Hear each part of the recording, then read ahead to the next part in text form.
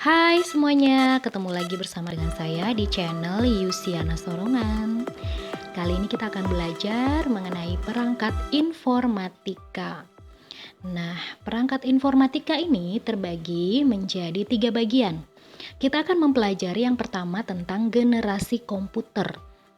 Ya, kalau berbicara tentang generasi komputer, itu berhubungan dengan sejarah perkembangan komputer itu sendiri, mulai dari sebelum ada komputer sampai zaman sekarang. Yang kedua, kita akan belajar mengenai perangkat keras. Apa saja perangkat keras komputer?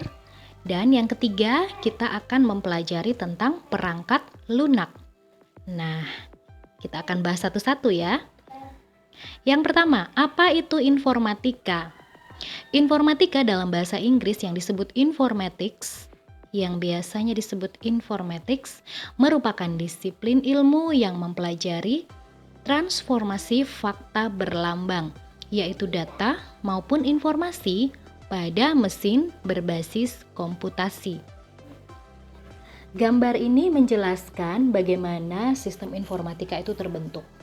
Dimulai dari struktur, adanya interaksi dan adanya sifat dari sebuah data, sehingga data itu dikumpulkan, kemudian diproses, dan data tersebut ditampilkan menjadi sebuah informasi, dan informasi tersebut bisa disimpan. Nah, di dalam dunia pekerjaan masa depan, segala bidang ilmu membutuhkan sentuhan ahli dari informatika.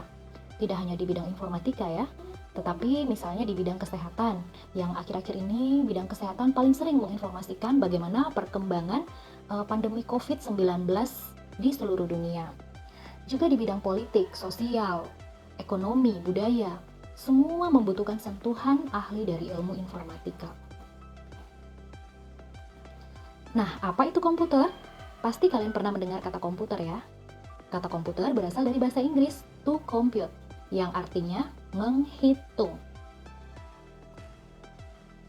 Komputer adalah suatu perangkat elektronik yang dapat menerima data masukan, memproses data secara aritmatika dan logika, mengeluarkan hasil keluaran, dan menyimpan data.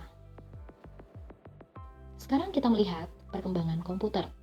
Komputer berkembang sebelum tahun 1940 dan setelah tahun 1940. Kita melihat perkembangannya sebelum tahun 1940, sebelum ada komputer, orang-orang masih menggunakan jari untuk menghitung. Seperti sekarang pun, mungkin kita masih ada yang menggunakan jari ya untuk menghitung, tapi sudah ada rumus-rumus matematika dan teknik-teknik untuk menghitung secara cepat. Nah, di zaman dulu sebelum tahun 1940, itu kebanyakan orang-orang masih menggunakan jari. Kemudian ada juga yang menggunakan abakus atau sempoa. Kalau kalian pernah melihat sempoa, itu seperti modelnya seperti biji-biji yang bisa dihitung ya. Nanti akan ada gambarnya di slide berikutnya. Kemudian menggunakan mesin hitung mekanika pertama. Penemunya adalah Blaise Pascal. Kemudian mulai muncul the difference engine dan analytical engine yang ditemukan oleh Charles Babbage. Nah, setelah tahun 1940, komputer terbagi menjadi beberapa generasi. Di generasi pertama, di tahun 1940 sampai 1959, mulailah ditemukan tabung vakum, komponen yang membuat komputer itu dapat bekerja dengan baik untuk menghitung, menganalisis, dan sebagainya. Di generasi kedua, tahun 1959 sampai 1964, ditemukan transistor dan dioda. Kemudian di generasi ketiga, tahun 1959 sampai 1980, ditemukan komponen IC atau chip. Kemudian di generasi keempat, tahun 1980 sampai sekarang, mulai dikembangkan mikroprosesor. Di generasi kelima, sekarang dan masa depan, sudah mulai dikembangkan kecerdasan buatan atau artificial intelligence. Nah, ini adalah gambar-gambar di mana sebelum tahun 1940, orang-orang masih menggunakan jari, menggunakan abakus atau sempoa, kemudian menggunakan mesin hitung mekanik buatan Blaise Pascal, dan difference engine atau analytical engine buatan Charles Babbage. Setelah tahun 1940, mulai berkembang komputer generasi pertama, yang pertama kali menggunakan tabung vakum atau vacuum tube. untuk memproses dan menyimpan data. Perhatikan gambar ini, di mana zaman dulu komputer itu penuh satu ruangan. Ya, satu ruangan itu adalah satu unit komputer. Kenapa bisa sebesar ini ya? Ya, karena komponennya masih menggunakan tabung vakum. Electronical, di sini ada ENIAC. ENIAC adalah komputer pertama yang berkembang di tahun 1940. Kemudian generasi kedua, mulai muncullah yang namanya transistor dan dioda untuk menggantikan tabung vakum, walaupun transistor dan dioda ini keduanya ini mudah terbakar.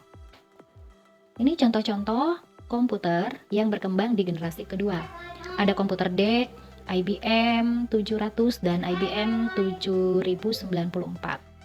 Komputernya mulai mengecil ya, tidak penuh satu ruangan, tetapi hanya berukuran hampir kurang dari setengah ruangan.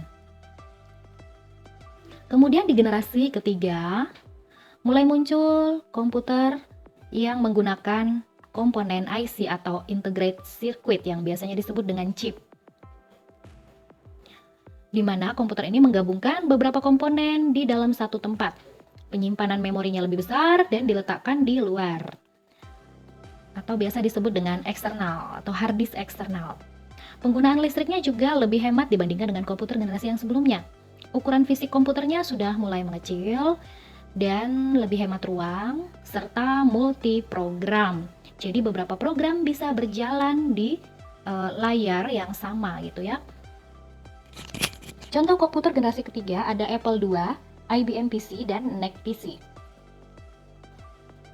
Di komputer generasi keempat, di tahun 1980-an sampai sekarang, itu sudah menggunakan IC atau chip dalam skala yang sangat besar, yang biasanya disebut Very Large Scale Integration atau VLSI, ya, yang berisi ratusan ribu IC, sehingga terciptalah komputer mikro. Nah, di teknologi IC pada generasi ini sudah mulai menggunakan prosesor 6086, 80286, dan seterusnya. Mulai muncul istilah prosesor Pentium 1, Celeron, Pentium 2, Pentium 3, Pentium 4, Dual Core, dan Core 2 Duo. Komputer generasi ini biasanya disebut mikroprosesor. Nah, ini adalah komputer-komputer yang berkembang di zaman sekarang ya. Kalau komputer kalian, rata-rata sekarang sudah menggunakan Core i3, Core i5, dan Core i7. Di sini ada gambarnya seperti PC, laptop, handheld, PDA, palm top.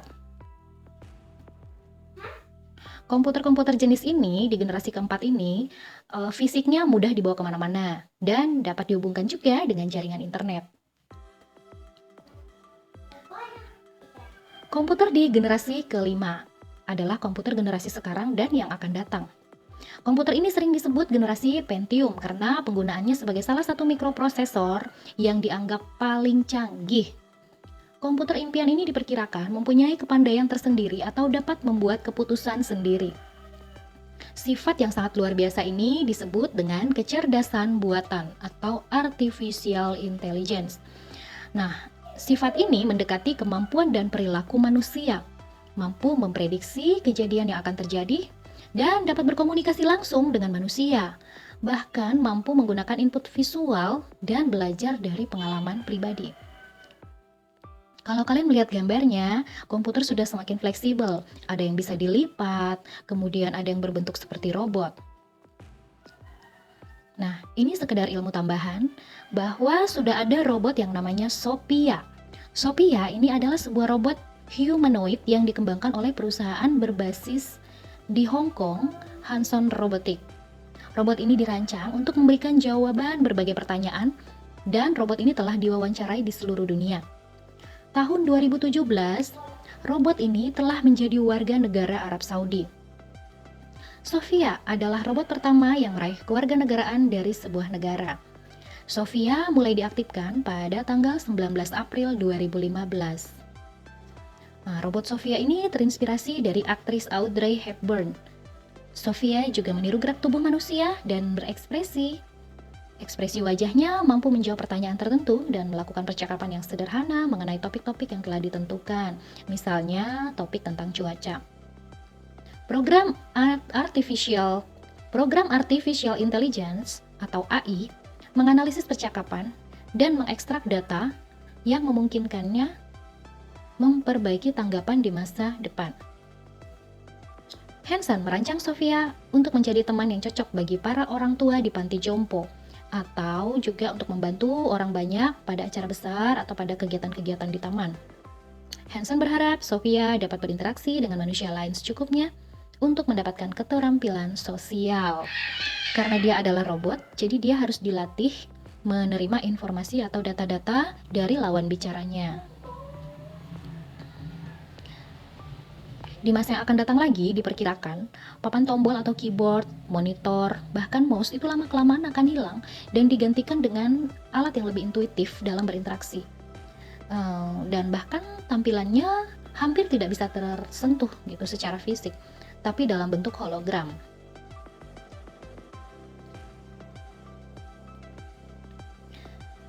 Baiklah, dari penjelasan tentang perangkat informatika ini dapat disimpulkan bahwa teknologi telah mengubah zaman. Teknologi juga mampu melakukan banyak hal dengan sangat cepat, bahkan sangat akurat daripada manusia. Tapi tidak bisa dipungkiri kalau manusialah yang menemukan teknologi itu. Kesimpulannya, manusia lebih hebat daripada teknologi. Katakan pada dirimu bahwa aku adalah manusia yang hebat.